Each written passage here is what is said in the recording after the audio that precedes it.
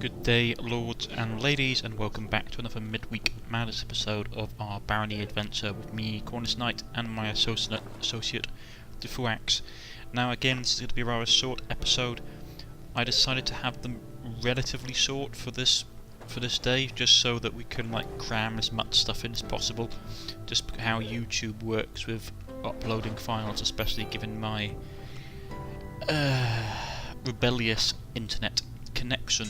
Now we are on the sort of transition floor between the forest and the, I suppose you'd call them it's not catacombs, is it the catacombs? It's like the maze. No, that's not the, I think it's the catacomb level.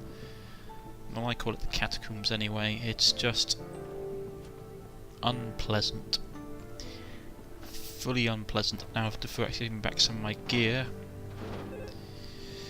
because I died last time around and the last episode got done in by a boulder, as is ever the case when I'm playing with Defuax. He seems to manage to kill me off with boulders, even if it is just me panicking and running into them.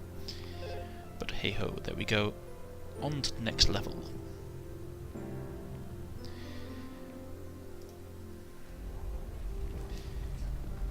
Yeah, not a massive fan of these levels. He summons some ghost rats to accompany us, but even so I'm not a massive fan. I have repeatedly stated my dislike for the catacombs. I suppose the reason being is the fact that the sort of interconnecting layers are frustrating, combined with the likelihood of hitting relatively high level enemies, and it just makes it really unpleasant to play in. I mean, also not deriding the fact it completely tanks the frame rate for recording purposes, well, for me anyway. But yeah, I hate the catacombs. Scorpions, trolls, goblins, everything you hate and more, all combined into a fairly small, cramped and dark space. So I am rather hopeful we can that we got through this level as quickly as we did. Unfortunately, I speak too soon on a lot of occasions. You can see we pick up even more gems. Yay. Now if we only had a jeweler, we had one at the beginning of the level, but as always with Barony, it tends to stab you in the back when you need it the most. So I'd really forgotten how little perception the warriors had. Throwing armoured boots on.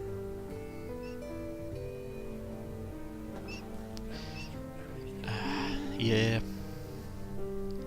just bad. I mean, dying as the warrior is actually fairly bad. I mean, dying with any of the classes is bad because obviously you lose level ups. Well, you don't lose level ups, but you lose the chance to level up because the enemies you could be killing and getting experience from are all being killed by your associates. But in this particular case, dying as a warrior is bad because you're predominantly a melee character, so you would need that combat experience quite a lot. It's normally a bad sign if somebody like a merchant class character is managing to kill enemies quicker than you can, but hey ho. I didn't have particularly fantastic gear for most of the run, got shot there, pretty stupid of me to do. I should have thrown something in the way. I should have known better, really. And as you can see, the poison damage is pretty much kicking the living daylights out of us. I wish we had the stats cure potion. I mean, I know it's not fantastic, but it does. I do believe it does cure stuff like poison, which would have just been just useful, I suppose.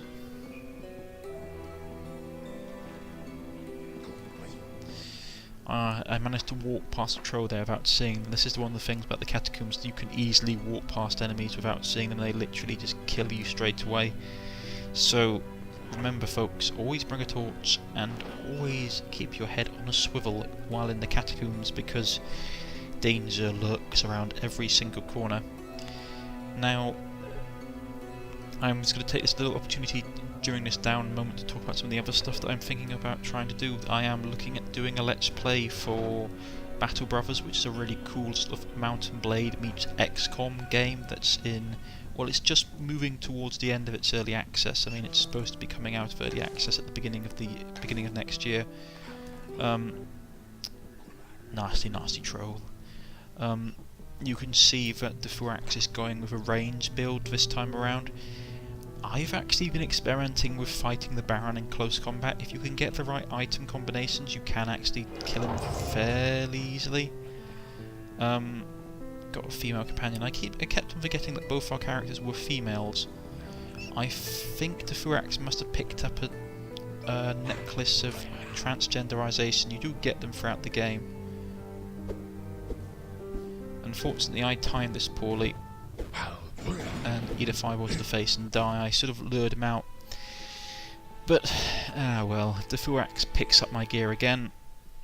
But take note of that blue tower shield, well, I say blue tower shield, but that blue shield there on the floor. It will be appearing throughout the rest of our adventure, and it is surprisingly useful. I know, useful items in Barony, who knew? But no, all joking aside, yeah, but as you can see, the NPCs have basically stolen all my gear. I will have my helmet back, damn it.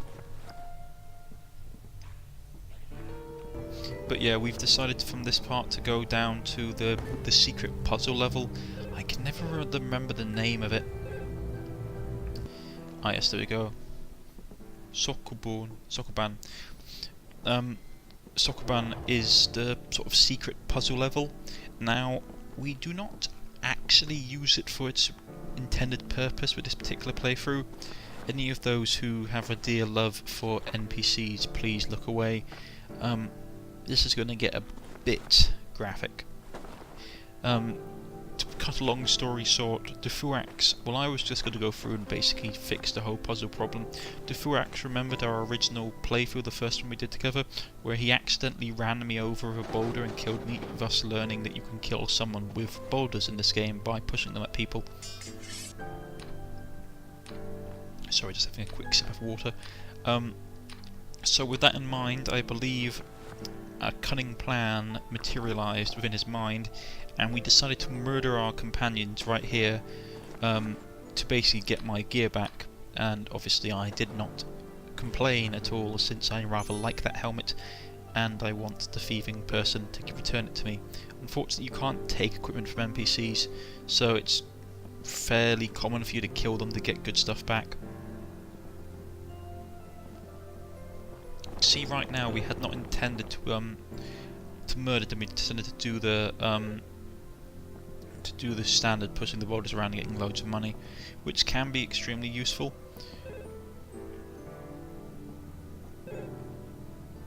And he's basically telling he's going to hold back because he doesn't want to basically get run over, and he doesn't have 5 strength because he's a merchant, and having 5 strength as a merchant is relatively rare. But around this point, I suppose you will see it soon enough, the cunning plan of his appears.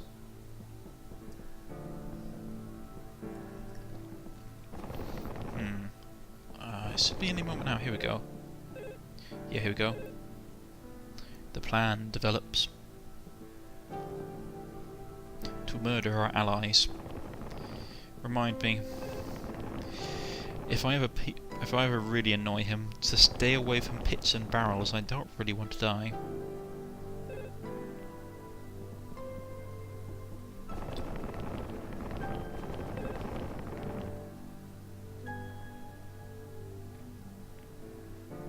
Boulder time.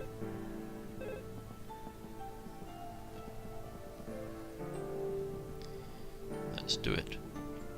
As you can see, our betrayal begins. Unfortunately, the NPCs do take stuff from the other dead NPCs, so you have to kill off everybody, which is not so much of a problem.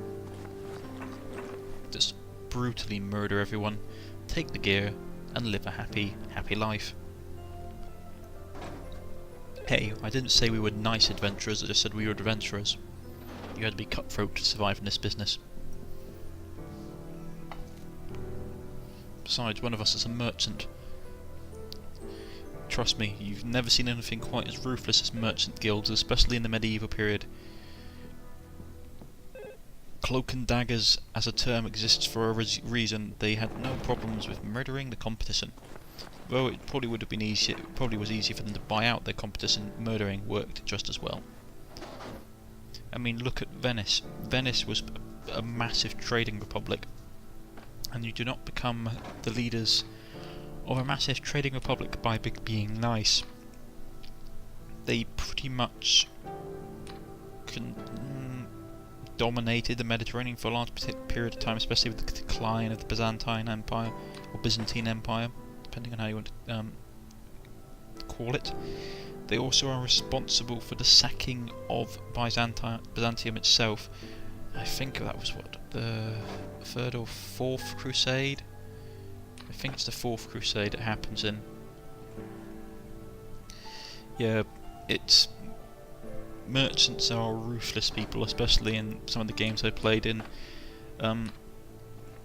Yeah, just absolutely brutal. If you don't trust me, check out Age of Decadency, which was a playthrough series I was doing in a post-apocalyptic Rome, and you see how ruthless they are. We are getting to the end of the video. As always, if you have liked, please press the like button. If you wish to subscribe, please press the subscription button. You can follow me on Facebook and Twitter at the links provided below. I've been Cornish-Knight, and I shall leave you with what's left of our adventure. Catch you all next time on the next Midweek Madness episode. Goodbye.